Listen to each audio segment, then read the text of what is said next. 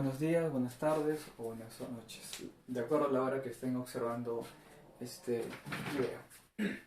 Muy bien. Siguiendo con el orden de los temas, vamos a ver la segunda parte de la República Aristocrática. Recuerden, la clase pasada vimos la República Aristocrática, los orígenes, características, los sectores sociales, sector económico, y de forma general vimos a la República Aristocrática. Hoy vamos a ver de forma más específica el gobierno de ciertos presidentes que estuvieron dentro de la República Aristocrática. Vamos a ver las características y los motivos del accionar de los presidentes en la República Aristocrática. Vamos a analizar sobre 3 presidentes: López de Romaña, Candamo y José Pardo Barreda.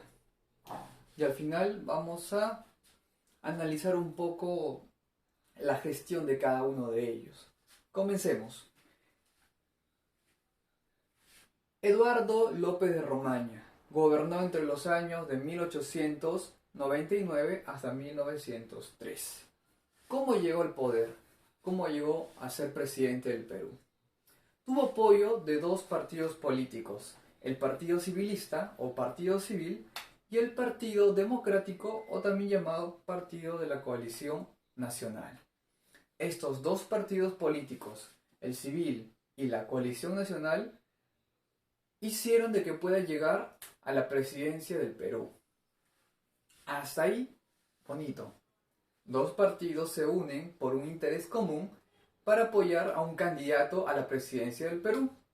Es así que López de Romaña llega a ser presidente, pero ocurre algo.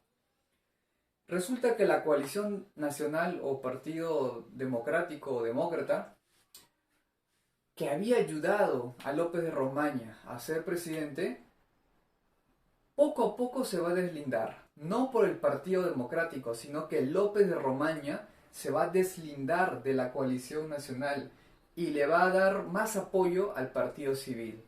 Llegó un momento que López de Romaña, como se dice, rompió relaciones con su antiguo aliado, la coalición nacional. Es ahí donde López de Romaña apoya prácticamente al 100% al Partido Civilista y deja de lado a la coalición nacional. ¿Esto qué va a generar? Va a generar una oposición de parte de la coalición nacional contra el gobierno de López de Romaña. Es por eso que la coalición nacional le va a hacer, como se dice, frente, va a ser la oposición. ¿Y cómo va a ser la oposición, profesor? Desde el Congreso. La coalición nacional o el Partido Demócrata Democrático le va a hacer la oposición a López de Romaña desde el Congreso. No se olviden que el Congreso que existía en el siglo XIX e inicios de XX era un Congreso que se caracterizó por ser, exacto, bicameral. Habían diputados y habían senadores. Y resulta que uno de ellos estaba comandado por los demócratas. Le va a hacer una gran resistencia.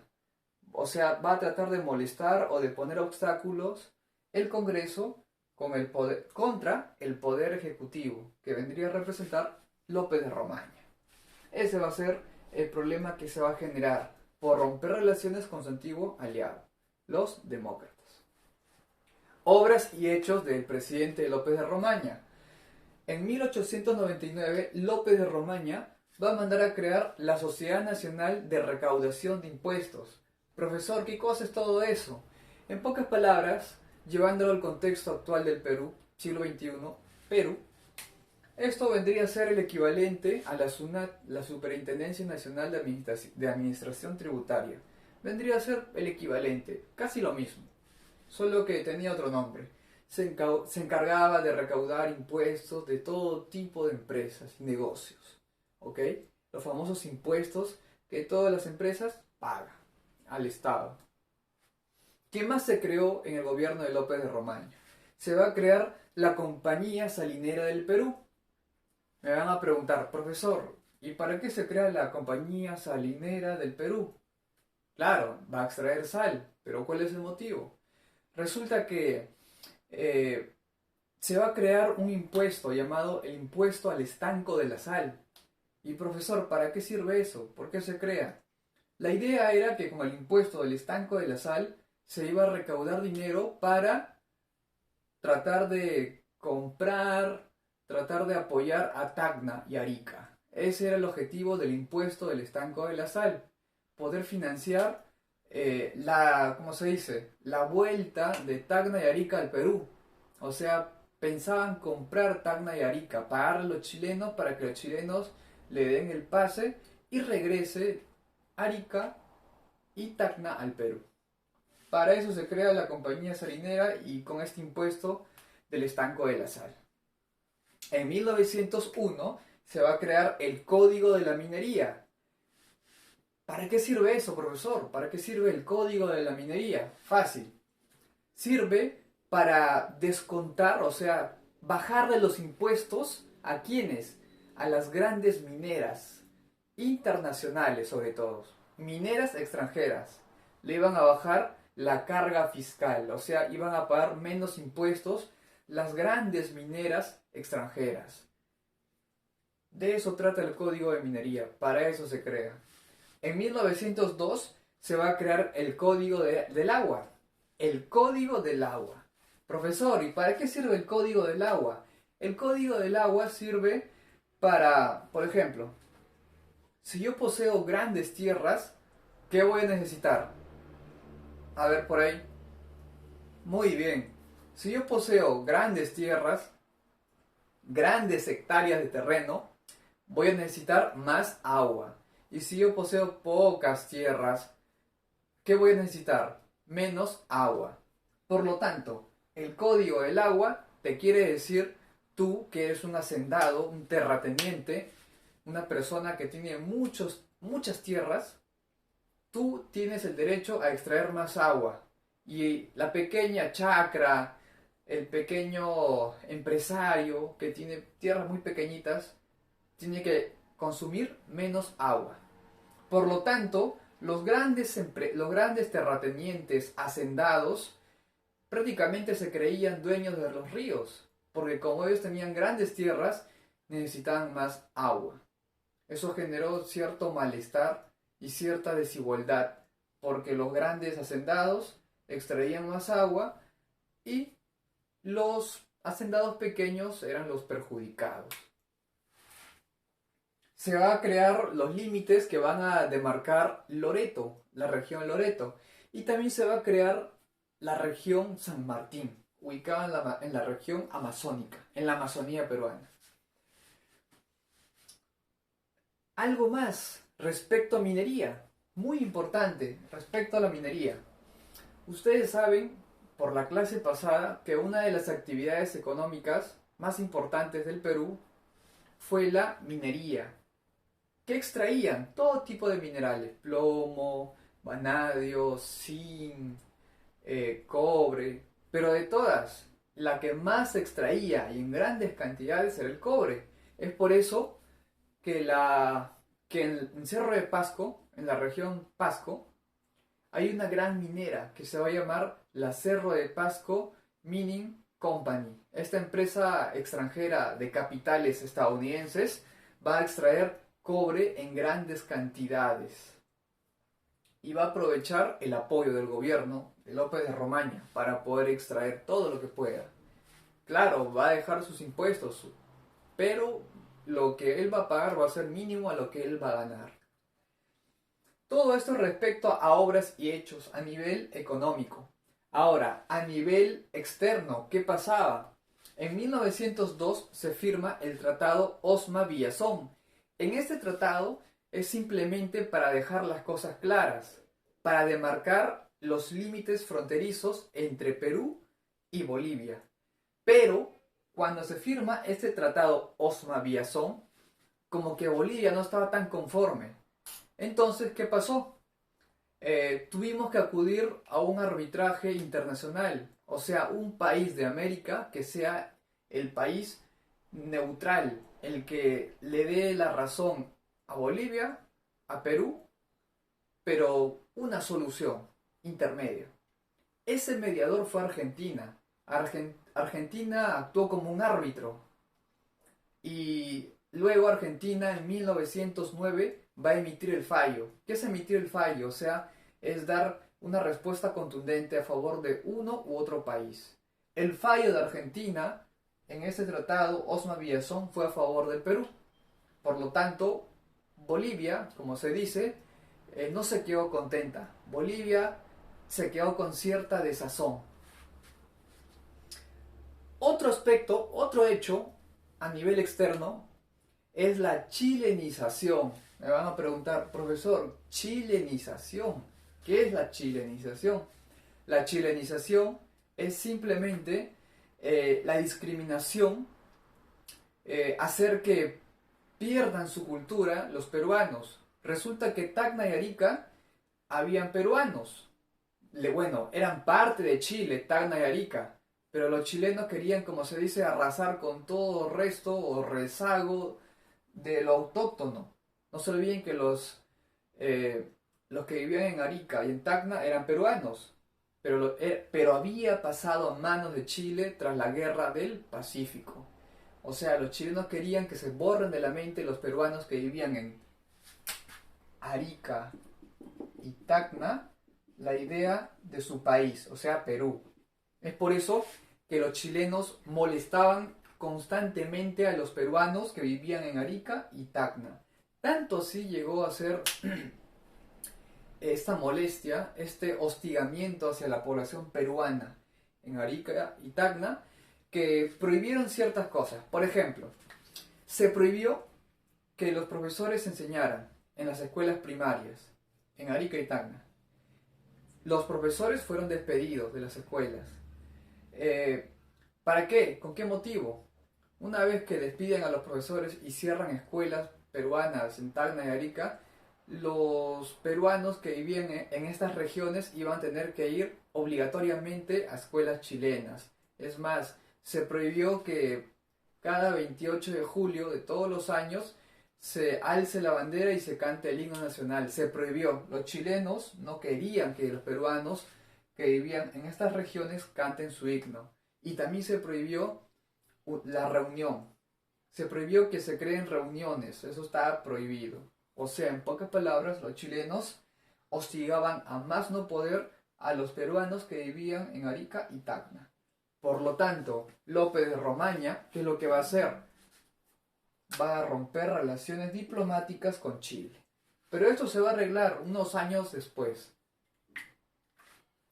Siguiente gobierno, Manuel Candamo, 1904. Me preguntarán, profesor, usted cuando pone el gobierno de cada presidente,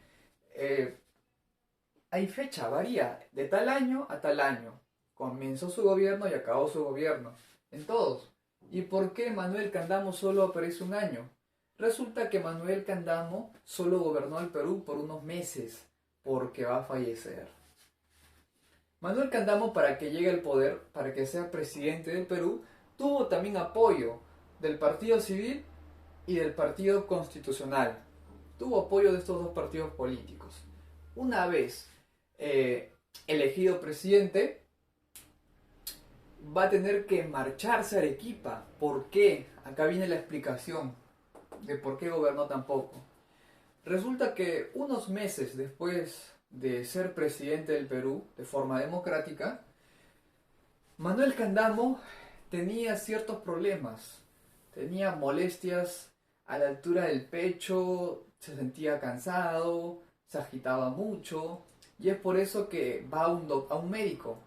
Y el médico le recomienda de que tiene que estar en un lugar tranquilo, donde el clima sea adecuado, idóneo, y tiene que alejarse de la vida política para que esta molestia en el pecho disminuya. Entonces, Manuel Candamo le hace caso al médico. Se va de Lima a Arequipa. Y un mes o 2 meses después, fallece Manuel Candamo. Pero antes de fallecer, cuando ya estaba enfermo en Arequipa y sentía dolores cerca al pecho y un agotamiento enorme, Manuel Candamo le va a dar, como se dice, la posta a su vicepresidente, que sería, en este entonces, Serapio Calderón. Serapio Calderón se va a encargar de gobernar el Perú por un muy corto tiempo, hasta que supuestamente Manuel Candamo se recupere, pero eso nunca pasó. Manuel Candamo, sus síntomas se iban recrudeciendo, cada vez era peor, hasta que de un momento a otro falleció, le dio un paro cardíaco. O sea, ¿cuál era el problema de Manuel Candamo? Problemas coronarios relacionados al corazón. Le dio un paro cardíaco y murió. Inmediatamente, el día o a los días de haber fallecido Manuel Candamo, Serapio Calderón, que estaba al mando del Perú, era el que reemplazó, convoca elecciones. Pero hizo algunas obras en el corto periodo. Manuel Candamo en el corto periodo hizo algo, porque fue muy corto, fue unos meses nada más que fue presidente hasta que murió. ¿Qué hizo, por ejemplo? Tenemos que en su gobierno ocurrió huelga del gremio de jornaleros del Callao. Me preguntarán, profesor, ¿y por qué hubo una huelga de jornaleros? ¿Y qué es un jornalero? Un jornalero es una persona que se encarga del desembarco de productos, una persona que carga objetos muy pesados, lo que hoy conocemos como los famosos estibadores o cargadores. Los jornaleros exigían porque se le pague diariamente, o sea, diariamente se le pague un sueldo, pero de acuerdo a la cantidad de productos y las horas y el esfuerzo desempeñado. ¿Ok? Eso exigían. ¿Qué más exigían? Exigían que se respete las horas trabajadas, que no sean sobreexplotados, sino que trabajen una cantidad de horas. No 16 horas, no 13 horas, sino 9, 8 horas. Que las horas que van a trabajar sean reguladas. Eso exigían los jornaleros del Callao. ¿Qué más se dio en su gobierno de Manuel Candamo? Se va a dar la ley de ferrocarriles. ¿Qué significa eso? Significa que esta ley va a dar visto bueno y va a promover que se creen en el Perú líneas férreas. Profesor, ¿para qué sirve una línea férrea? Una línea férrea es el medio por el cual van a pasar los ferrocarriles. Lo que ustedes ven en el piso, con unas líneas de acero, eso se llama líneas férreas. ¿Qué estaban promoviendo? Crear líneas férreas para que puedan intercomunicarse de diversas partes del Perú, o sea, a través de ferrocarriles. Es más, como se promueve la ley de ferrocarriles, se va a crear en el Perú, se va a traer el primer ferrocarril eléctrico. Primer ferrocarril eléctrico. ¿Cuál era la ruta? Era no tan larga, era más o menos media. Se creó la ruta de Lima, Chorrillo, Balnearios. Esa era la ruta. Lima, Chorrillo, Balnearios. Una ruta medianamente larga. Esto es lo que se pudo hacer en su breve periodo de presidente. Y el último presidente, José Pardo Ibarreda. José Pardo Ibarreda. Su gobierno fue de 1904 a 1908. O sea, sí llegó a acabar su gobierno. También, ¿cómo llegó al poder José Pardo Ibarreda? Por apoyo del Partido Civilista y también por el apoyo del Partido Constitucional. Llega al poder. José Pardo Ibarreda no era cualquier persona, era una persona que pertenecía a la clase alta. Tenía también mucha influencia política. Su padre fue también presidente del Perú. Pardo Ibarreda tenía la mira, el objetivo, la visión de apostar por la educación. ¿Por qué quería él apostar por la educación? Él quería que el peruano sea una persona leída, que el peruano tenga cierto nivel cultural. Por eso promovía la educación. Fue un aspecto muy positivo para el Perú. Por ejemplo, en el aspecto educativo, ¿qué se hizo en el gobierno de José Pardo Ibarreda? Primero, la educación primaria iba a ser gratuita y obligatoria. La pregunta es, ¿y quién iba a financiar eso? ¿Quién iba a financiar la educación gratuita y obligatoria? Eso se iba a encargar las municipalidades. Pardo y Barreda le va a dar la posta, le va a dar cierta autonomía a las municipalidades para que en cada distrito la educación primaria sea, exacto, gratuita. El Estado, no se- el Estado, la capital, Lima, no se iba a encargar de pagar o de construir, sino que se iban a encargar los municipios del pago hacia los maestros. Es por eso que Pardo y Barreda tenía la misión de construir colegios, pero el dinero pago de maestros salía de las municipalidades. Manda a construir Pardo y Barreda cientos de colegios a nivel primario y cientos de colegios en el nivel secundario. Algo muy importante respecto a la educación en su gobierno de Pardo y Barreda es que las mujeres hasta antes de Pardo y Barreda no podían estudiar en la universidad. Estaba prohibido, ¿ok? Las mujeres podían acceder a una educación inferior, pero universitaria estaba prohibido. Me pueden decir que es machismo, que es discriminación hacia la mujer, sí. Ese era el tipo de pensamiento que se tenía en la época. Ahora ya no es así. Ahora en las universidades estudian de todos los géneros. Todo el mundo estudia. Todo el mundo estudia.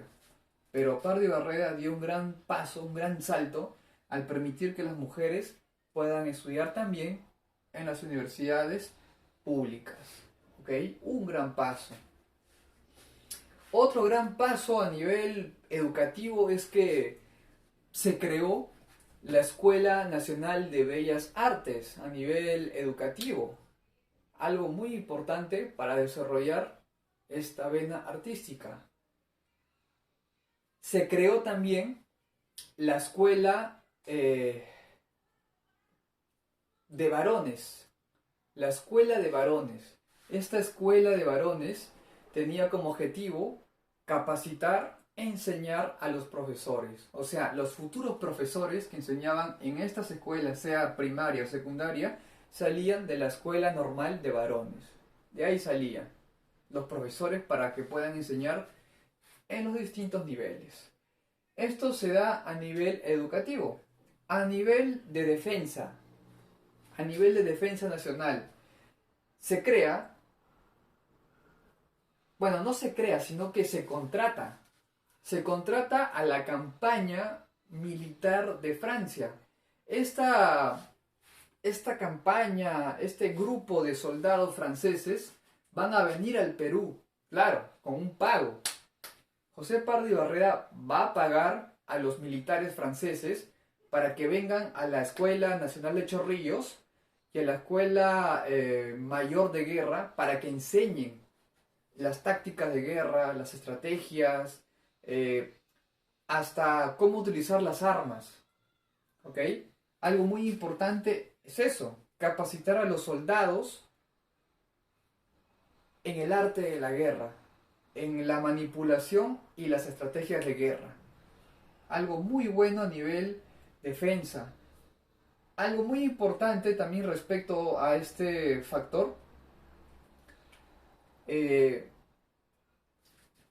es, por ejemplo, la preparación, no solo a nivel de estrategia, sino a nivel ideológico, a nivel social de los soldados frente a un posible enfrentamiento. Ahora, respecto a la parte urbana, a nivel urbano, Pardo y Barreda va a mandar a construir la cripta. ¿La cripta de qué? Va a mandar a construir la cripta de los soldados, la cripta de los héroes del Pacífico. En pocas palabras, la cripta donde van a estar los cuerpos de los oficiales, suboficiales que participaron en la guerra contra Chile.